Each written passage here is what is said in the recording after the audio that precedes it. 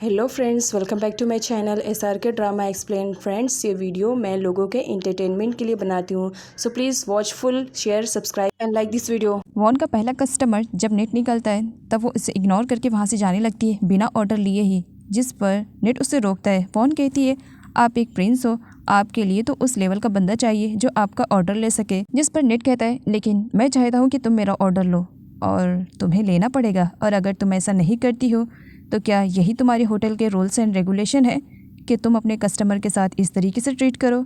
अगर मैं इसके खिलाफ कंप्लेन करूंगा तो बदनामी तुम्हारे होटल की होगी, जो कि तुम्हारे डैड ने बड़े प्यार से बनाया है, और मैं जानता हूँ कि तुम ऐसा बिल्कुल भी नहीं चाहोगी कि तुम्हारे डैड के बनाए हुए होटल को इस तरीके से कोई बदनाम करे। नेट की सारी बातें सुनने के बाद अब वॉन के पास दूसरा कोई ऑप्शन नहीं बचता है नेट के ऑर्डर लेने के अलावा, तो यहाँ पर वो नेट का ऑर्डर लेने लगती है। नेट वॉन से पूछता है कि क्या वो बता सकती है कि इस तरीके से अचानक से उसे वेटर की जॉब क्यों करनी पड़ रही है अपने ही होटल में।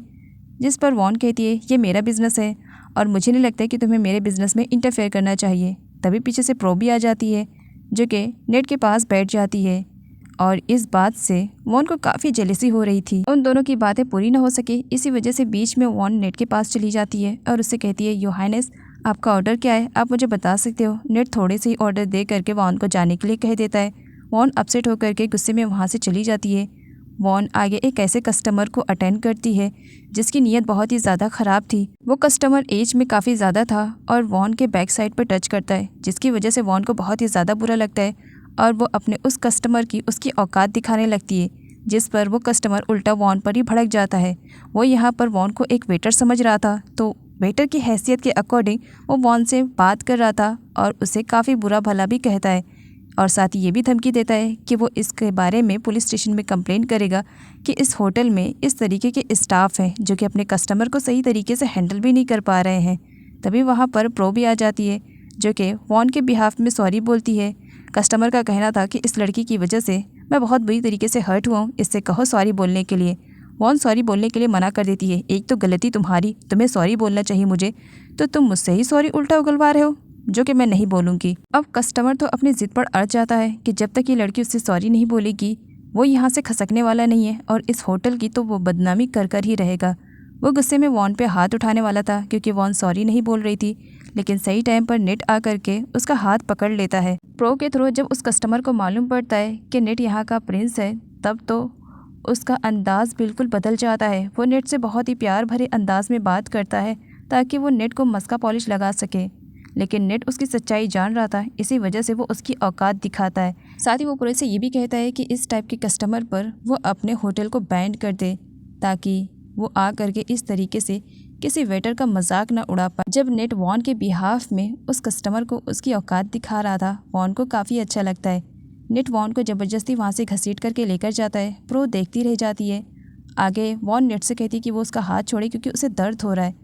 नेट उसका हाथ छोड़ता है और वॉन से कहता है कि ये सब कुछ वो क्या कर रही है। वॉन नेट पर गुस्सा करते हुए कहती है, मैंने तुम्हें ऑलरेडी बता दिया है कि ये मेरा बिजनेस है और मुझे मेरे बिजनेस के साथ किस तरीके से डील करनी है, मुझे तुमसे सीखने की ज़रूरत नहीं है।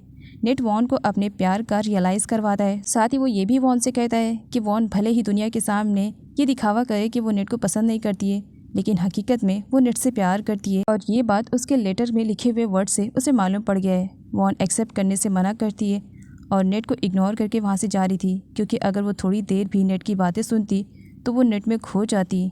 इसी डर की वजह से वो वहाँ से चली जाती है और पीछे से प्रो उन दोनों की ये सारी बातें सुन लेती है और उसे मालूम पड़ जाता है कि इन दोनों के बीच में अफेयर शफेयर चल रहा है। क्रिट अकेले ही ब्लैक मार्केट में आया था उस बंदे को ढूंढने के लिए, जिसे काफ़ी टाइम से वो लोग ढूंढ रहे हैं लेकिन वो मिल नहीं रहे, लेकिन आज फाइनली मिल जाता है और मालूम पड़ता है कि वो बंदा कोई और नहीं, खेम ही है। वो खेम का पीछा करता है, लेकिन कुछ लोग आपस में लड़ने लगते हैं, तब क्रिट उन्हें संभालने लगता है, जिसकी वजह से खेम के ऊपर से उसका फोकस हट जाता है। खेम वहाँ से जा रहा था, लेकिन मिरर में क्रिट की फोटो देख लेता है। प्रो आने के बाद अपनी मॉम को नेट और वॉन के बारे में सब कुछ बताती है, लेकिन उसकी मॉम का कहना था, तुम्हारे पास कोई सबूत है? प्रो कहती है, सबूत तो नहीं है, लेकिन इस बात की श्योरिटी है कि उन दोनों के बीच में ज़रूर अफेयर शफेयर चल रहा है। जिस पर उसकी मॉम कहती है कि मुझे सबूत ला करके दो, उस सबूत के बेस पर ही तो मैं वॉन की ज़िंदगी को बर्बाद कर सकती हूँ, तो बिना सबूत के नेक्स्ट टाइम मुझसे बात करने के लिए मत आना। और ये कहकर वो अपनी बेटी प्रो को वहाँ से जाने के लिए कहती है कि सबूत इकट्ठा करो। जाई के डैड को भले ही ट्रीटमेंट अच्छा मिल रहा हो, लेकिन गोली लगने की वजह से उनकी कंडीशन काफ़ी ख़राब हो गई थी। खेम यहाँ पर बताता है कि वो मार्केट गया था जहाँ पर उसने क्रिट को देखा है और शायद हो सकता है कि क्रिट उन लोगों तक पहुँचना चाहता है। जिस पर जाई के डैड का कहना था, मेरी तबीयत तो बहुत ही ज़्यादा ख़राब है, मैं इस वक्त हालात को नहीं संभाल सकता हूँ, इन सब की रिस्पॉन्सिबिलिटी मैं तुम्हें देता हूँ, तुम किसी भी तरीके से उन लोगों से निपटो, अगर ज़रूरत पड़े उनकी जान लेने का तो वो भी करो। इधर वॉन को दिखाया जाता है जो नेट के ही बारे में बातें सोचते हुए जा रही थी।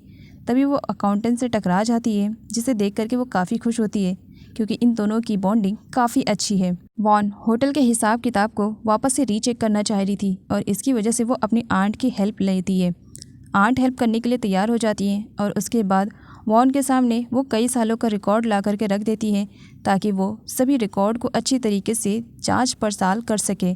और काफ़ी स्ट्रगल के बाद फाइनली वॉन के हाथ में सबूत लग ही जाता है कि उसकी सौतेली माँ ने बिजनेस में काफ़ी घोटाला किया है। इधर क्रीट जब घर वापस आता है तब प्रो से उसकी मुलाकात हो जाती है। प्रो क्रीट को वॉन के खिलाफ भड़काने की कोशिश करती है और बताती है कि उसकी वाइफ उसके पीठ पीछे दूसरों के साथ टाइम स्पेंड कर रही है, जिसकी वजह से क्रीट को बहुत ही ज़्यादा बुरा लगता है। लेकिन फिर भी वो वॉन के ही सपोर्ट में प्रो से बात करता है और प्रो को वार्न करता है कि दोबारा वो उसकी वाइफ के रिलेटेड इस तरह की घटिया बातें ना करे, जिस पर प्रो का कहना था कि उसने अपनी आंखों से देखा है।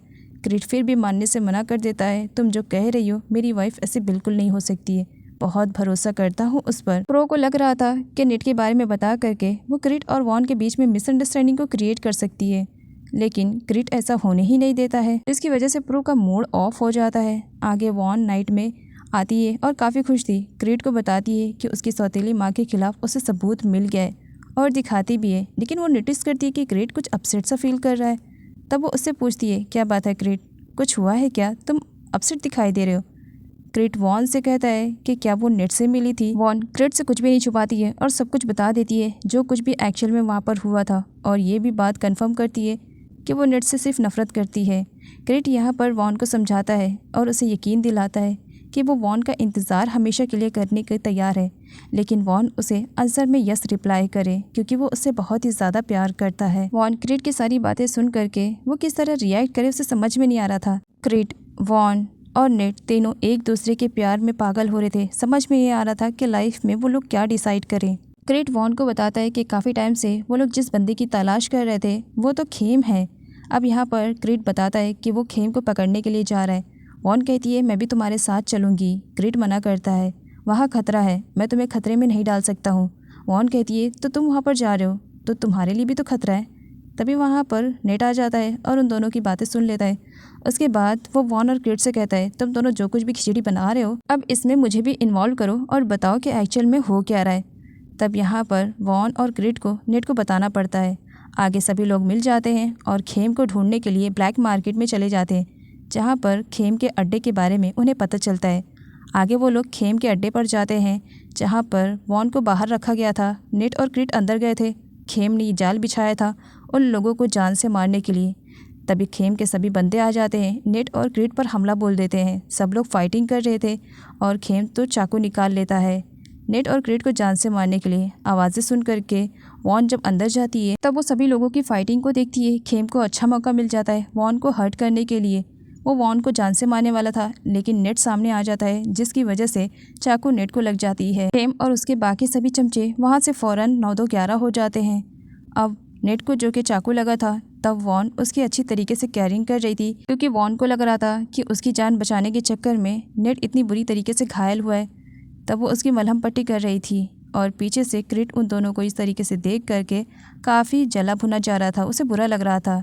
प्रो को भी नेट पर हुए अटैक के बारे में मालूम पड़ जाता है। इधर नेट जब आँख खोलता है तब उसके सामने उसकी मॉम बैठी रहती है। अपनी मॉम को देख करके नेट बहुत ही ज़्यादा खुश हो जाता है। नेट की मॉम यहाँ पर आई हुई थी नेट को ये बताने के लिए कि उसे अपने दिल के अंदर से सभी नफ़रतों को निकाल देना चाहिए, तभी तो प्यार के लिए उसके दिल में जगह बन पाएगी। और साथ ही वो ये भी कहती है कि वो अपने डैड को माफ़ कर दे और जो कुछ भी वो करे अच्छा करे। नेट की जब आंखें खुलती है तब उसे रियलाइज़ होता है कि वो तो ये सपना देख रहा था, लेकिन सामने उसके डैड बैठे हुए थे। डैड नेट से पूछते हैं, अब झूठ मत बोलना, मुझे बताओ ये सब तुम्हारे साथ कैसे और कब हुआ। जिस पर नेट अपनी मॉम की बातें याद करता है और उसके बाद अपने डैड से फर्स्ट टाइम वो बड़े ही प्यार से बात करता है और सब कुछ बता देता है।